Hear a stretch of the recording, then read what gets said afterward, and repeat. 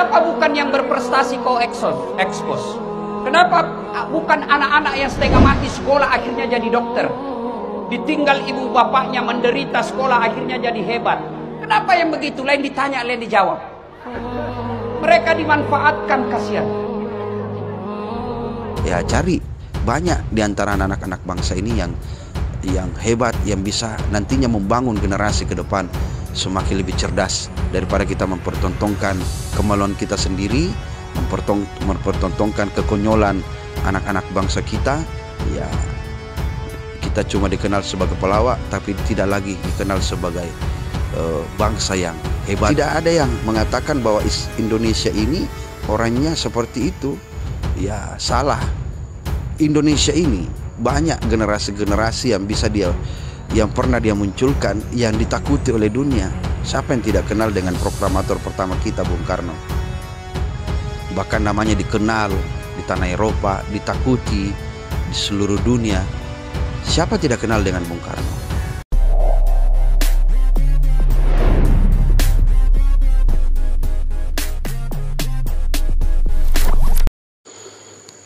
Assalamualaikum warahmatullahi wabarakatuh. Alhamdulillah, wassalatu wassalamu ala rasulillah, amma ba'd.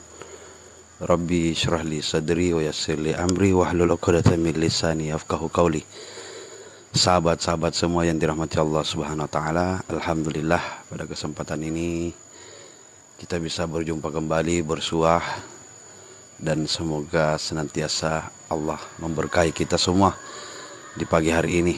Tiada kalimat yang pantas kita ucapkan kecuali kalimat alhamdulillahirabbil alamin, dan bersalawat kepada baginda Rasulullah dengan mengucapkan Allahumma salli wa sallim wa barik alaihi.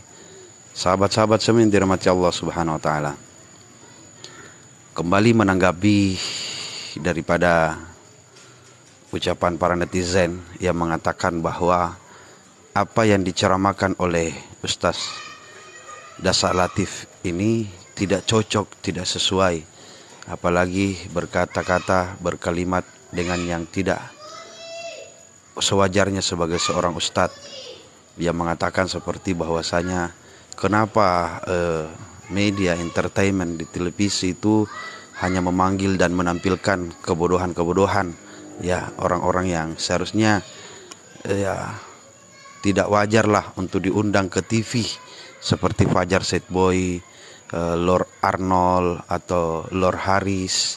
Bahkan di dalam kalimatnya tersebut dia mengatakan bahwasanya dongo, ya, kalimat dongo itu. Ini agak malu sedikit dengan orang Gorontalo. Hampir ini 3 minggu dipermalukan di televisi dan di medsos. Memangnya anak Gorontalo seperti itu? Dongo. Lain dibilang, lain dijawab. Kenapa bukan yang berprestasi kau ekspos? Kenapa bukan anak-anak yang setengah mati sekolah akhirnya jadi dokter? Ditinggal ibu bapaknya menderita sekolah akhirnya jadi hebat.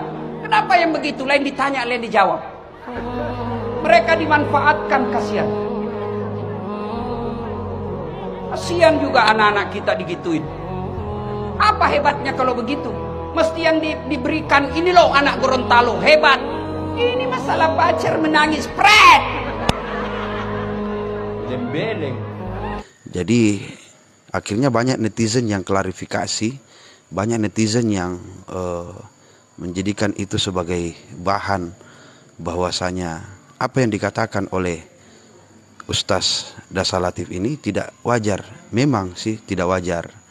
Betul, memang tidak wajar apa yang dikatakan oleh guru kami, Ustadz Dasa Latif, dan itulah dialek daripada orang Bugis Makassar, yang mana kalau berbicara biasa ya seperti itulah, agak kasar sedikit, tapi perlu kita ambil hikmah dari sini. Hikmah apa yang bisa kita petik? Yang pertama, harusnya kita yang memiliki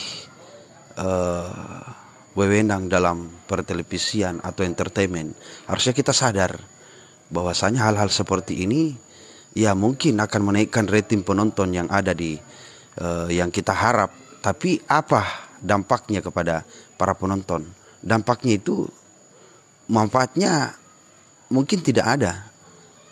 Cobalah cari konten-konten kreator yang betul-betul kreatif yang bisa membangun generasi bangsa kita ke depan, yang bisa menjadi contoh yang baik, yang bisa menampilkan hal-hal yang baik, yang kreatif lah, itu maksudnya. Yang kedua, kita sebagai netizen juga harus cerdas dalam menonton. Jangan dibiasakan dengan banyak penonton, dengan banyak jangan dibiasakan kita tonton hal seperti demikian. Kenapa? Karena bisa jadi itu yang akan di-FYP-kan oleh pihak sosial media. Akhirnya apa yang terjadi? Ketika FYP yang dibuka oleh penonton-penonton yang lain, baik itu anak-anak, apalagi anak-anak sekarang ini kan sering kita lihat menyentuh handphone dan lain sebagainya. Dia sudah punya TikTok, dia sudah punya IG, dia sudah punya Facebook, bahkan dia sudah punya snack video, sudah punya YouTube. Anak-anak sekarang ini, jadi ketika dia buka, yang dia lihat hanya pertontonan-pertontonan yang sebenarnya yang dia tonton itu tidak mendidik. Tidak mendidik. Apa yang terjadi? Generasi ke depan kita ini tidak ada harapan. Ya, konten-konten kreator-kreator yang ada di dunia Eropa, yang ada di Cina, yang ada di Jepang, mereka itu memperlihatkan kreativitas yang baik. Dan mereka diundang di pertelevisian supaya menjadi contoh yang baik buat masa generasi ke depan ini, masa depan kita. Sedangkan kita apa? Hanya mempertontonkan kelucuan, kehancuran, dan banyaklah yang malah viral dari Indonesia ini hanya orang-orang yang lucu, orang-orang yang hancur, orang-orang yang kontennya itu galau, kontennya ya tidak nyambung lah. Mereka cari, memang itu yang dibutuhkan dalam entertainment, tapi perlu diingatkan kira-kira apa dampak dari hal tersebut. Itu yang perlu dipikirkan. Dan terus kita sebagai netizen yang cerdas itu ya pilah-pilah mana yang bagus untuk ditonton, supaya kalau dia menjadi recommended, video itu jadi recommended, menjadi FYP, dan itu akan banyak ditonton oleh orang, ya, dan lain sebagainya, yang bisa berguna, bermanfaat untuk generasi bangsa ke depan kita. Apalagi generasi kita ini, coba lihat orang-orang luar sana, mereka sibuk dengan mencari konten kreator yang bisa membuat konten-konten yang baik, yang bisa membangun generasinya, yang bisa membuat generasinya semakin maju ke depan, dan konten-konten bermanfaat yang akan menumbuhkan para ilmuwan-ilmuwan baru di bidangnya. Sedangkan kita tidak. Yang ditampilkan lucu-lucuan, kebobrokan, kekonyolan, kehancuran, ya, yang malah yang FYP orang yang mandi lumpur, mandi bola, mandi-mandilah.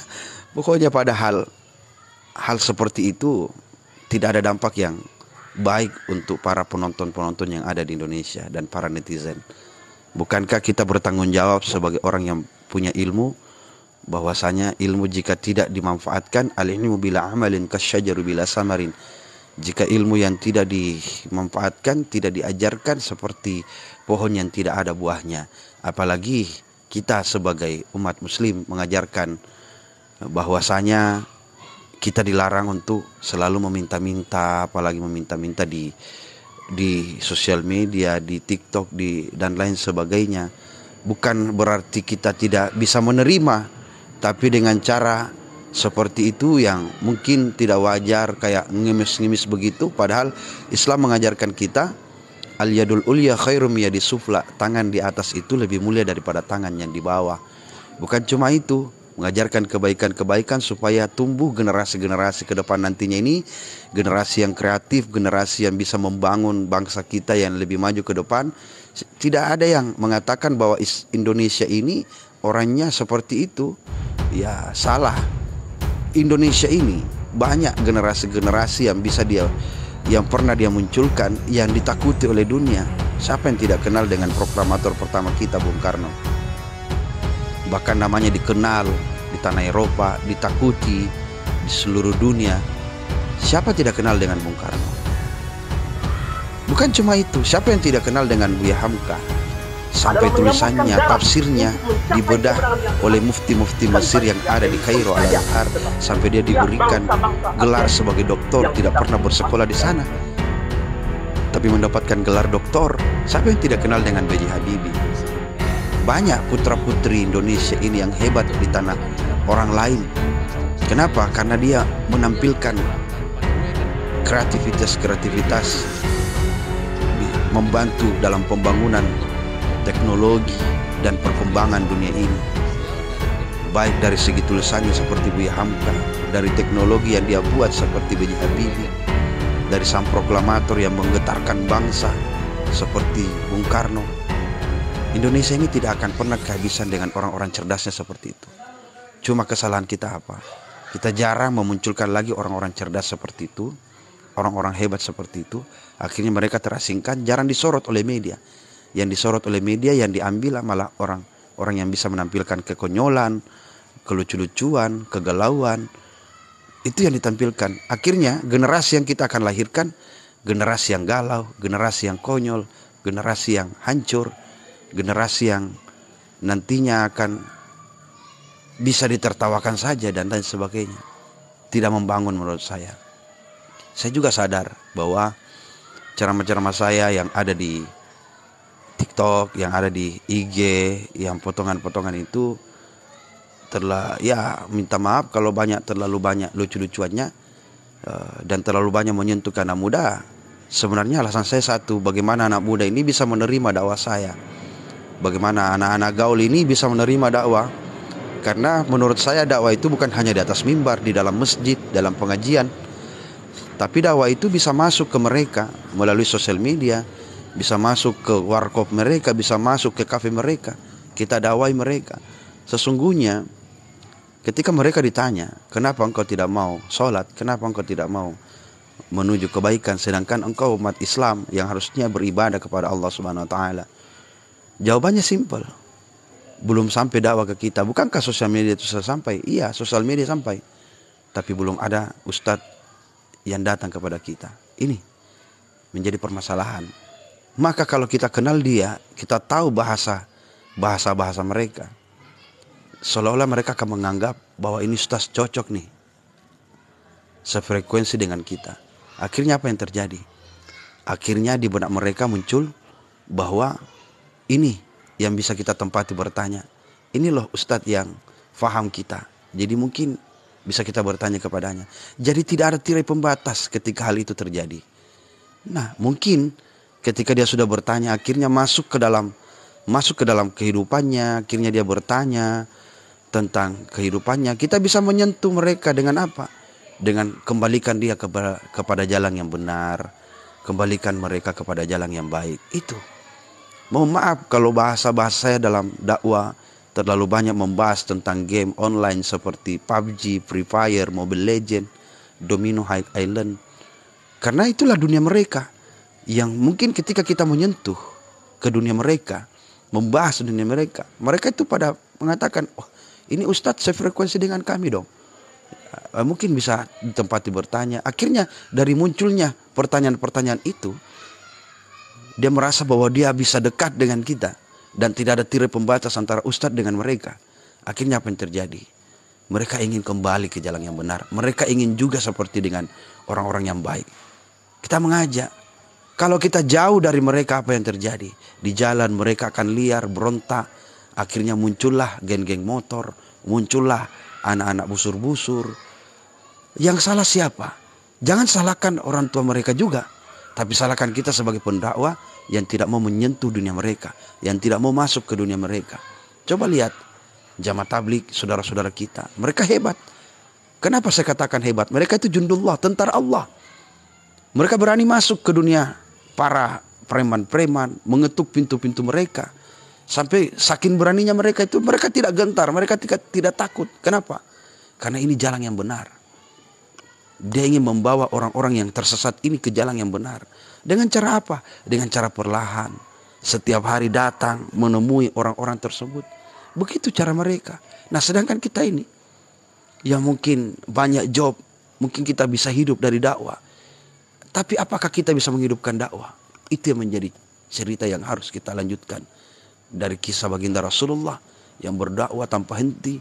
Yang meskipun ditakut-takuti, meskipun diancam dengan panah, ditakut-takuti dengan ujung pedang dan ujung tombak, tapi Rasulullah tidak gentar dalam menyampaikan dakwanya. Ada dakwah bil hikmah, Ada dakwah bilhal. Dakwah bisa masuk kemana saja, kemanapun bisa kita berdakwah. Jangan takut engkau kehabisan karena dakwah, tapi takutlah ketika Allah sudah menghabiskan ridhonya untuk kalian. Jangan takut. Makanya jika engkau ingin mengenali Tuhanmu, kenali dirimu. Man arafa nafsahu faqad arafa rabbahu. Siapa yang mengenal dirinya maka dia kenal Tuhannya. Jangan kau ajarkan Allah untuk mengatur rezekimu. Biarkan semuanya mengalir. Dakwah ini harus tetap kita berjuang. Karena perjuangan dalam hidup itu, apalagi dalam hidup dakwah itu, memang keras men. Keras. Tidak segampang membalikan telapak tangan. Mengubah nasib satu kaum itu tidak semudah yang kita pikirkan dengan 1, 2, 3 hari, 1, 2, 3 bulan. Tidak. Mungkin bertahun-tahun. Dan itu harus muncul dari dirinya. Karena innallaha la yughayyiru ma biqaumin hatta yughayyiru ma bi anfusihim. Nah, sahabat-sahabat semua yang dirahmati Allah Subhanahu wa taala, jadi apa yang dikatakan oleh Ustadz Dasa Latif itu menyampaikan sebuah pesan. Ya mungkin lagak bahasanya yang tidak sesuai untuk kita dengarkan, yang sampai keluar kalimat-kalimat dongo ya. Mungkin itulah karakter orang-orang Sulawesi Selatan yang ketika berbahasa ya kadang lepas juga dengan hal seperti demikian. Tapi ada hal yang bisa kita petik dari hikmah penyampaian beliau. Apa hal yang bisa kita petik? Yaitu sebagai netizen yang cerdas, sadar bahwa jangan bangga dengan tontonan-tontonan kreator-kreator seperti itu, atau jangan didukunlah dengan cara kalau mau dinonton scroll aja supaya tidak menjadi FYP nanti di beranda-beranda yang lain. Nah, itu sebagai penonton yang cerdas. Malah kita cari anak-anak bangsa yang kreatif, yang mereka mungkin bisa membuat sebuah jaringan atau membuat HTTPS dan bisa lebih hebat lagi di dunia internet atau di dunia teknologi zaman sekarang ini yang bisa membangun generasi-generasi ke depan nanti. Ya cari banyak di antara anak-anak bangsa ini yang hebat, yang bisa nantinya membangun generasi ke depan semakin lebih cerdas daripada kita mempertontonkan kemaluan kita sendiri, mempertontonkan kekonyolan anak-anak bangsa kita. Ya kita cuma dikenal sebagai pelawak tapi tidak lagi dikenal sebagai bangsa yang hebat seperti pernah dilahirkan Bung Karno, Buya Hamka sampai B.J. Habibie yang ditakuti oleh bangsa-bangsa yang lain. Mungkin itu saja, minta maaf pemirsa yang dirahmati Allah Subhanahu wa taala.